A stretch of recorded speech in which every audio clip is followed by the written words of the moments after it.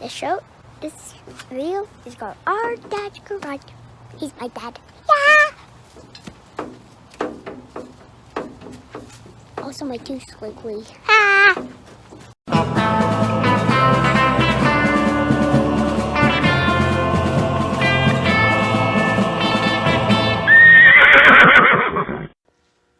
Hello everybody, it's JD out here in the garage today, out here working on the old 53 Bel Air. I've gone back and forth about this a few times, and I'm not really sure yet how I'm going to do it. We got a lot of rust in the car. Now this is a panel just behind the rear wheel here that I have replaced. And I'm going to show you kind of what I've done is I've gone in and cut that panel out.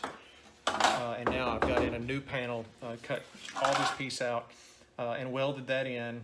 I've got some more final welding to do before it goes to body work. But I don't have a roller.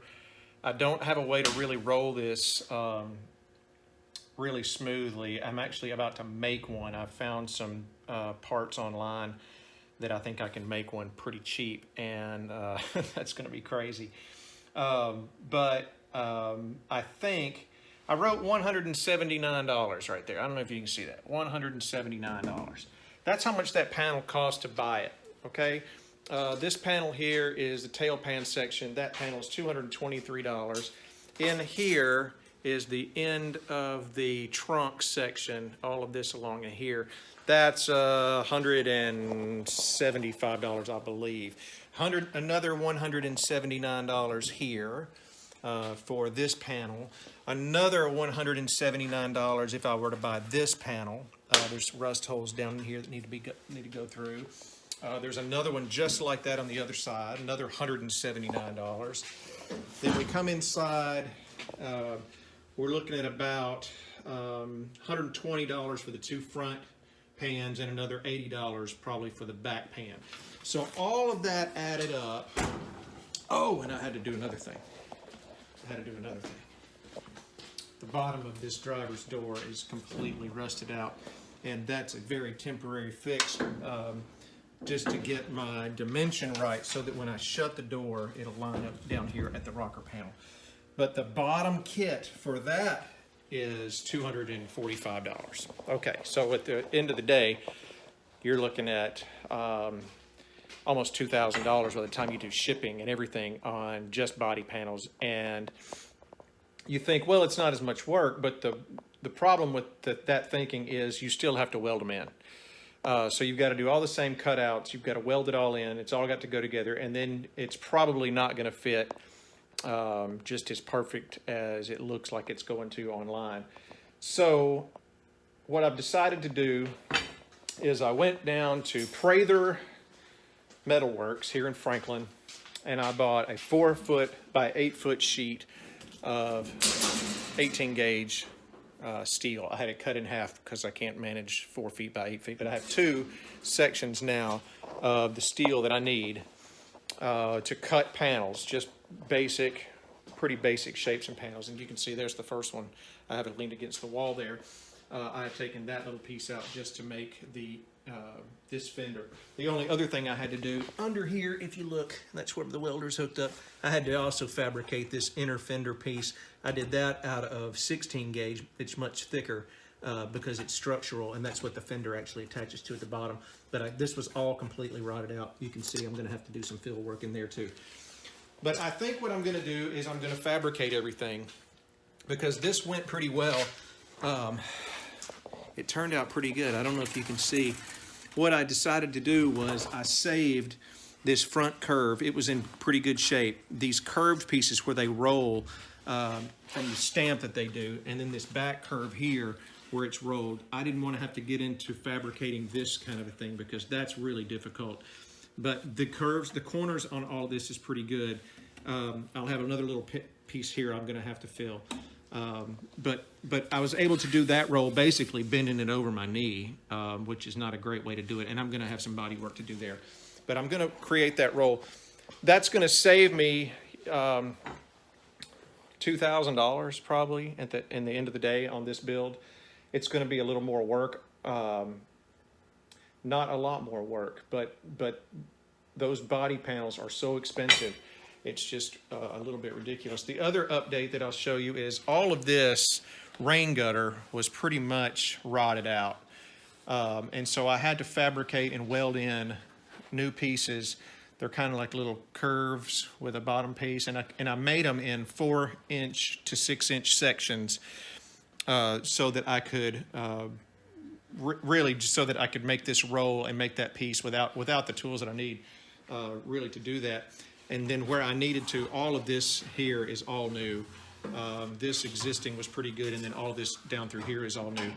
Once I've got those welded into place, I went back in and I laid in a fiberglass mat and a fiberglass resin, and I filled that up, and it really beefed this up quite a bit. There's a lot of people that think that if you put fiberglass and steel together, that those two things are not going to last forever. Nothing lasts forever. So, you know, we can weld all that stuff in. You can't really get on the back side of your welds to paint them, to prime them. So you're going to have exposed metal. The car's made, it's funny to think about this, but the cars are all made out of steel. Steel is constantly rusting and degrading over time. Nothing's forever. I think that fiberglass patch there will probably last 30 years. You know, I'll be dead. Maybe not, hopefully not. The car will be old and need to be restored again by that time. So that's kind of the direction that we're going with this from here on. And the next video, I'm going to show you how I did step by step on cutting out this panel. All right, that's the update. Okay, folks, so here's the passenger side rear quarter panel. Here's the rust area that we're going to have to deal with here. And this is the one from the other side that I cut out. Basically, it's exactly the same issue. You know, you've got all of this area is completely shot. The front edge of this steel is still good. I'm going to cut right along this edge here. I'm going to save this piece. I'll butt my steel into that. This has been wrecked underneath here, so it's got a little bit of damage. But as long as I can keep these pieces under here in space until I get my piece formed, I will know how far back there they go. So I'm going to cut this out the same way that I did this piece. I'm going to roll it under there. I'm going to save this bottom piece. I'll cut it out later. I'm going to come back here until I find good metal and make a straight cut. I'm going to save this curve. I don't want to take this curve out, but somewhere up in here. So what I normally do is I'll take my marker, figure out kind of that I want to save this. I'm going to go down so far. All of this is pretty good metal up there. It really doesn't matter where we go. I do want to make a straight line here, so I will get a ruler and I'll do a straight line because straight lines are much easier to match up than any kind of curves. I think that's about where I want to go. Actually, I think I'll come on down just, well, that's got some rust there. I'll take all that out. So I'll go straight line across there. I'm going to save this back corner here. I don't know if you can see that. Let's go back there. I'm going to do another straight line about like so. And then I'm going to save. I'll cut right through here. And we'll take all that out. And then that will expose, once I've done that, that will expose the inner fender or the inner quarter panel, which is structure, and we'll see how much of that has to be cut out. All right, well, safety glasses on. We've got our grinder with our cutting wheel, and we're going to start cutting.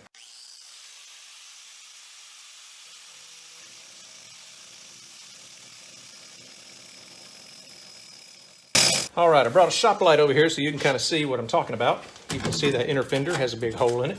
You can see all this junk that's down here. These are little rubber bushings that keep it from rattling.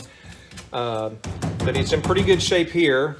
It's in pretty good shape there in that corner. The other one was rotted out pretty bad right through here. I'm going to take just this center section out, and I'm going to replace just a little bit up here. So that's what we're looking at. We've got to take some of that piece out. Now you can buy this inner fender piece too. This is another probably $100. So if you wanted to cut all that out and make it all brand new, you can do that. You can make these cars virtually brand new. What we're going to do instead is make it good.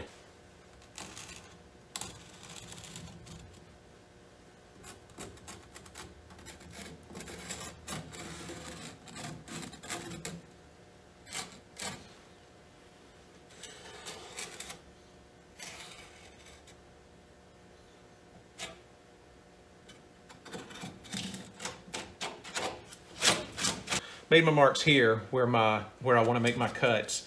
And then again, I'm going to save this bottom section. I'm going to leave it where it is, because that will tell me where when I make this panel, where that needs to end and line up. So when I make my inner structure, I'll line it up to this, and then I'll come back out and I'll cut this old piece out. My new section will then line up to the new piece that I put in for the inner structure. But that's how you do it.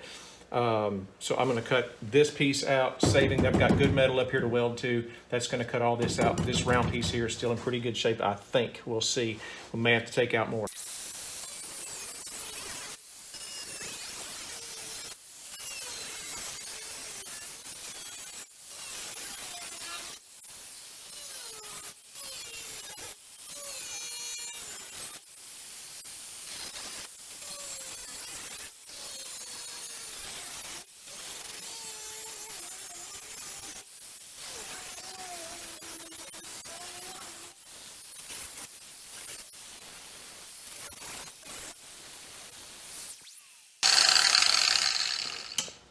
All right, so here's what we've taken out in the inner panel. I left this bottom rail here just for a space marker, so that I know when I roll this metal down where it's gonna end. So now basically I've got to just get a basic shape and start forming that up. So you get your ruler and you figure out about where that flat panel is going to end, and it's just like the other one was. It's about 12 inches wide. So I need a flat piece of sheet metal that is 12 inches in length. It's going to be approximately 4 inches to the brake, because it's going to come straight down brake and turn this way to match up with the fender. And then I'm going to brake it probably at 3/4 of an inch. So 4 inches plus 3/4 of an inch. Let's go ahead and just make it 5 inches, and we'll cut it off if we need to. So we're going to say 5 inches by 12 inches, and that's the piece we'll make now. Okay, and so for the inner fender, because it's structural, I'm going to use this. This is a 16 gauge steel panel. It's not the 18 gauge. 16 is thicker than the 18 gauge. That sounds opposite, but it's not. But you can not bend this stuff. This is extremely hard to bend, and it's really good structural metal for sheet metal. For panels like this. So I'm going to make the panel that we need 5 inches by 12 inches out of this. Ish. None of this has to be exact. So now I'll cut that. Okay, well, once you finally get your piece cut, you can lay it in here and you'll see kind of exactly what it's going to do. Once I get it laid in here, it's going to sit just about like that and recreate that inner fender. So I know this is my length that I'm going to need, so I can mark it now and I can show myself exactly where I need it to break. And I need a 90-degree break around that line right there, so that I can butt weld then this end up to this piece.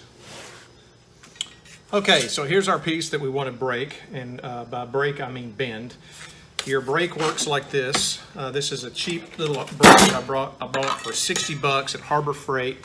It is everything that I need in a brake, so it works just fine. You lay this is my brake line right there. You lay this piece that kind of just clamps the piece of metal down around where your brake line is, and it goes inside the crease of the brake. And then you have to come in with these large clamps, and you clamp down your brake bar here. So about like so. And I don't want it to stretch too far. So I'll show you another thing that I'll do once I get this clamped down pretty snug to the C-clamps. All right. What I also do is come back with some vice grips, and I grab just this back edge of the base, and if I can get a good tight one here, it's going to have a tendency to want to walk that panel backwards. But if I can bite there, and I can bite it here with some vice grips, really get a good bite on it, that will help it to keep it from moving. I didn't get that one on there good. Let's try that again. So they're real snug and like that. And now when you go to bend it, hopefully your panel will not slide. So now we bend this piece. It should, I think, it's just very heavy steel. It's almost in excess of what this bend brake can do.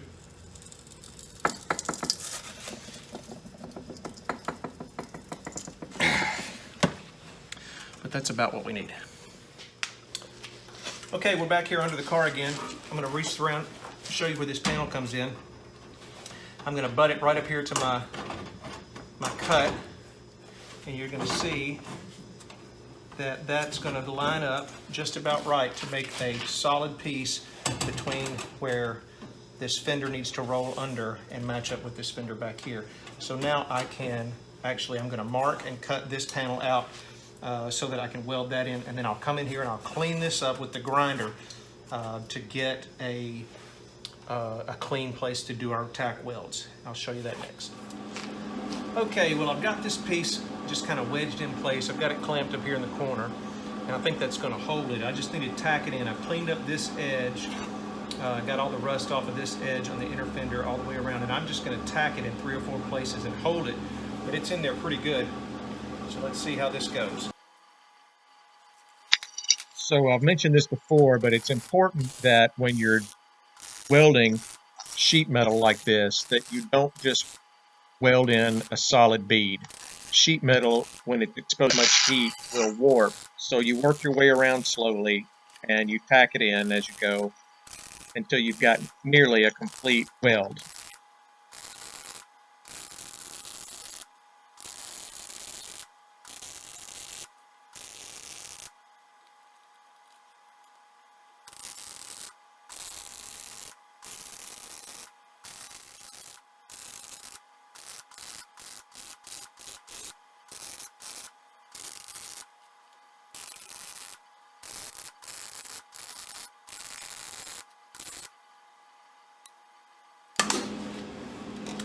Okay, so you can see that made a very solid weld. Good for an inner fender, and now I will work on shaping this outer fender. Okay, so here's a little trick that I've picked up. So this is the piece that I cut out, and it's nasty, but it makes a great template for the piece that I need to make to go back in its place. In fact, if I'll cut it exactly along these edges, I'll have to do very little modification to make this thing, to make this fit right. So we just take our old piece, we take our Sharpie, lay it against our metal, about like so in that corner. I'm gonna come right here, I'm gonna make my mark there, and I'm gonna roll this guy down. I'm gonna make it a little bit long on the bottom. I'm gonna just make a mark there, and make a mark here, and then I can come back with my ruler and straighten that line up. But using the old piece is a great way to make a template for the new piece.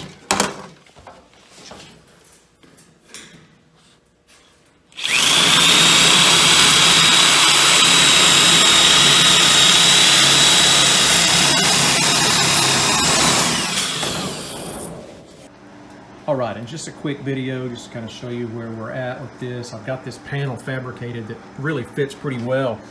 $179, that means that's how much money I'm saving by building this and not buying this big panel that would go this whole distance here. So I've got some final marks made here. I've come on the back side, and I know that I need to remove about that much where my green mark is. So I've got my final marks made, got it kind of scribed in there based on just kind of putting my finger on the back side and letting that pen just kind of follow it all the way around. I have marked under here then where this piece is going to roll under. Because I do want to save this panel, this piece here, the front edge of this fender well. I want to save that, and this piece is going to match into it. But I've got to cut this bottom panel piece out. So again, on this side, same thing. As that rolls under, I have marked now underneath here exactly where I want to cut, so that I can remove this piece that's blocking me here, and I'll cut that out next. Okay, just so you can get an idea, so this is the inner fender that we replaced. This is the bottom of the old fender. This is not attached under here. This is the piece that I've got to cut out. I kept that in place so that I knew where the inner fender and the new skin will come together. So I left that in place to do that. I have marked under here in this spot and on this line where I want to cut, and I'm going to now remove this bottom panel piece here to get ready to put my new skin on. So that's what we're doing now.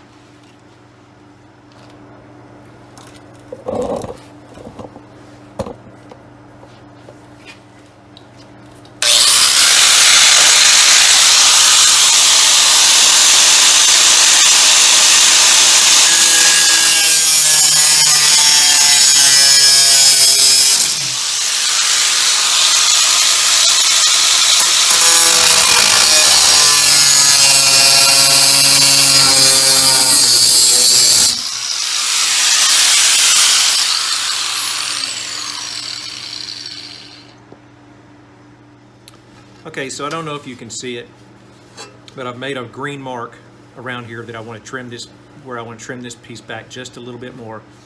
That's kind of scribed in from the final fit. Once I trim that up, I'll be ready to weld it in.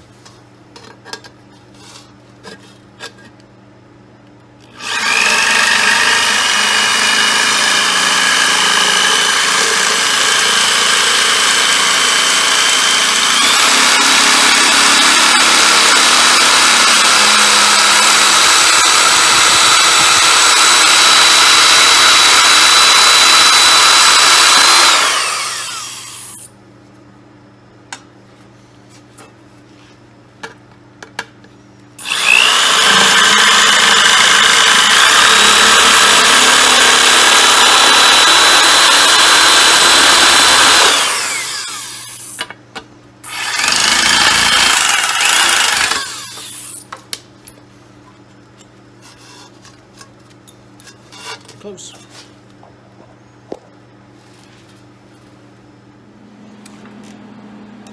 Okay, so I've got this panel, pretty well fitted in. I've got it all trimmed up along here. I'm gonna have to get a little push right there when I tack weld it, but I'm ready to tack weld and see how we do. And that's what we're gonna do now.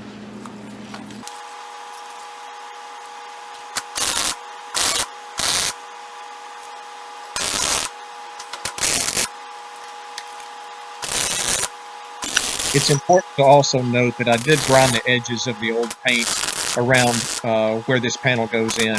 So I really cleaned up that metal with the grinder to make sure we had good connection to steel so that these welds would hold. Also important to remember that you work your way around slow, tacking every few inches as you go. You don't want to build up heat in this 18 gauge metal because it will warp easily.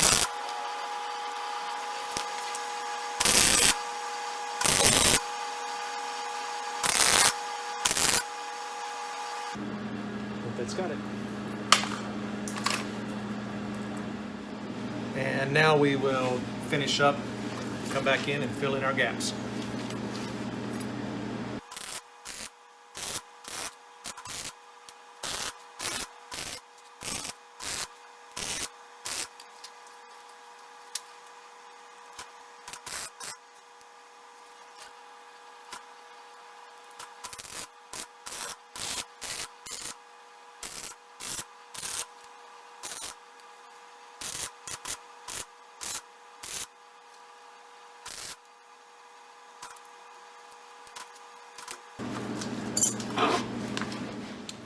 All right, gang, well, not bad.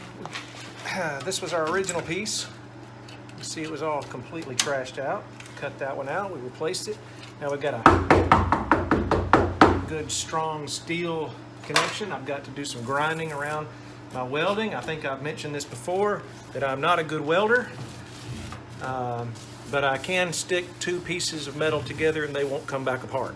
So if that's the definition of a good welder, then I am one, but I'm not very good, so you can critique that. I also would like to mention that in my last video, I was wearing this jacket. This is not a good jacket to weld in, P.S., just FYI. Get you a good Carhartt nasty old coat. But I noticed that I had this on about halfway through and I realized I'd look at it and set myself on fire.